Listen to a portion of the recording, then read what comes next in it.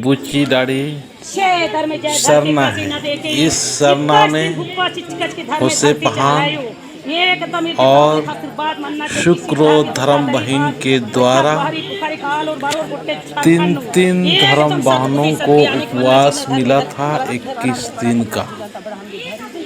21 दिन तक उपवास रहे, केवल फल फूल खा के 21 दिन तक रहते थे और वो अपने शरीर को, मन को, विचार को शुद्ध करते थे। आज होसे पहान और शुक्र बहन के द्वारा जल पिलाकर उपवास तोड़वाया जा रहा है। तो उपवास की महत्ता और अहमियत को जानने की ज़रूरत है। उपवास क्यों मिलता है? उपवास इसलिए मिलता है कि हम लोग का जो खाने का तरीका, पीने का तरीका, इस तमाम चीज़ को हम लोग को करना है, पवित्र करना है, अच्छा करना है। शरीर एक मंदिर है, इस शरीर में कोई ऐसे पदार्थ को ना डाले जिसमें कि नुकसान हो, किसी को परेशानी हो। अपने ही दुश्मन हमको नहीं बनना, अपना दोस्त बनना है। सबसे पहले अपना शरीर दोस्त है। इस शरीर में हम कुछ ऐसे चीज़ों को नहीं डालेंगे जो कि हमें खुद को नुकसान पहुंचाता हो।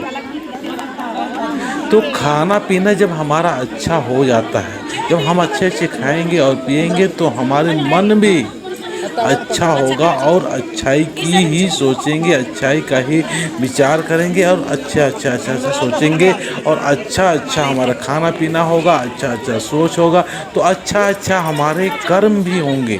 अच्छा कर्म होंगे तो हमारे अच्छी बातें आएंगी, सुंदर बातें आएंगी और ऐसे बातें आएंगी जो कि अपना भी कल्याण होगा, घर परिवार वालों का भी होगा, समाज का भी होगा और एक मानवता है सभी के लिए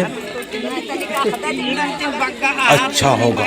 तो इस उपवास को समझने का प्रयास करना चाहिए कि उपवास जो मिलता है वो धर्मेश के द्वारा, चाला माँ के द्वारा ही उपवास मिलते हैं और उपवास जैसा उसको उनको धर्मेश आवाज़ देते हैं, कहते हैं, उसी प्रकार से करते हैं। और ये जो आप देख रहे हैं ये होसे पहान है, तिगरा का ही पहान जी है।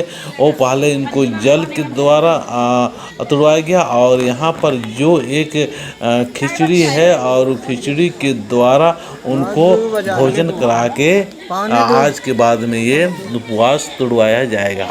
तो ये धर्म बहान लोग हैं। ये धर्म बहान लोग धर्मेश का नाम लेके, चाला माँ का नाम लेके, सर्वशक्तिमान धर्मेश का नाम लेके, जिसने आकाश पताल थल सारा कुछ बनाया, उनका नाम लेते हुए और अपना अभी जो खाना है उस खाना वो खाएंगे और अपने धर्म, अपना सरना धर्म की सुरक्षा और व्यवस्था के लिए जो धर्मेश की तरफ से जो आदेश मिला है उस आदेश को मानेंगे।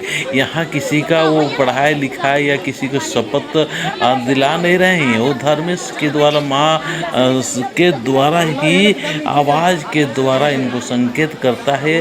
तो ये जो पढ़ाई लिखाई से भी बहुत बड़ा डिग्री है। ये पढ़ाई लिखाई करके इस चीज़ को हम तर्क वितर्क के माध्यम से नहीं जान सकते हैं।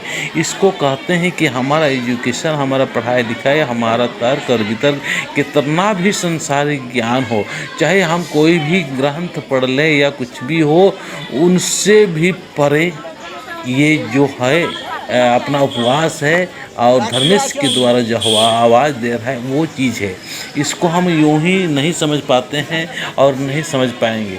जिसके द्वारा जो उपवास मिलता है वही जानते हैं और इनको बहुत सारे शक्तियाँ मिलती है, ताकत मिलती है समाज के काम करने के लिए, मानसिक ताकत मिलती है, शारीरिक ताकत मिलती है, शब्दों की ताकत मिलती है, बहुत सारे ऐसे ताकत मिलती है जिसके द्वारा समाज के लिए अच्छे और सुंदर काम करते हैं। पर आज हम लोग जाने और अनजाने में हम इस शरणा स्थान का महत्व नहीं दिए और चाला माँ के द्वारा चाल दे के जो हमारे कर्म और धर्म और हमारे जीवन को किस प्रकार से रहना चाहिए वो बता रही है, वो हम लोग को सुनाई नहीं देता है। लेकिन आज जागृति आ रही है। लगातार लोगों में पहान लोग भी काफ़ी सहभागिता हो रहे हैं, पर अभी भी बहुत सारे ऐसे पहान हैं जो पहले से पकड़ के रखे हैं कि महिलाओं को सरना में नहीं चढ़ना चाहिए, नहीं जाना चाहिए, अनहोनी हो जाए, ऐसा डर एक पैदा हो गया है, डरे हुए हैं। तो ऐसे कोई बात नहीं है। कुछ ऐसे लगता है किसी प्रकार से कोई दिक्कत परेशानी ऐसे कुछ होती है तो ज़रूर हम लोग से संपर्क करना और कहना कि हम लोग सरना पूजा करना चाह रहे हैं, तो उससे पहले हमको किन किन बातों को ध्यान रखना चाहिए ज़रूर। क्योंकि सरना समाज थोड़ा सा सरना धर्म भाई बहन लोग सरना की तरफ आने लगते हैं और पूजा पाठ करने लगते हैं, तो सरना माँ चाला माँ धर्मेश बहुत जल्दी खुश हो जाते हैं। और जल्दी खुश हो जाने के कारण क्या होता है, उनके अंदर में अच्छाई होता है, तो शैतानी शक्ति भी चारों तरफ से अटैक करना शुरू कर देते हैं।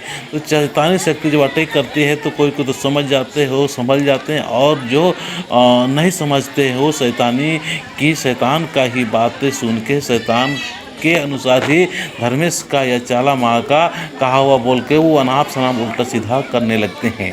पर अपने समाज में ऐसे कुछ नहीं है। अगर धर्मेश का ही आवाज़ है तो उसमें कोई नुकसान नहीं है, कोई परेशानी नहीं है, कोई दिक्कत नहीं है। हम सहजता से और आसानी से हम आगे बढ़ेंगे और बहुत अच्छा जीवन व्यतीत कर सकते हैं और व्यतीत करेंगे, अपने लिए भी, समाज के लिए भी और दूसरे के लिए, पूरा मानवता के लिए भी अच्छा होंगे। जय धर्मेश।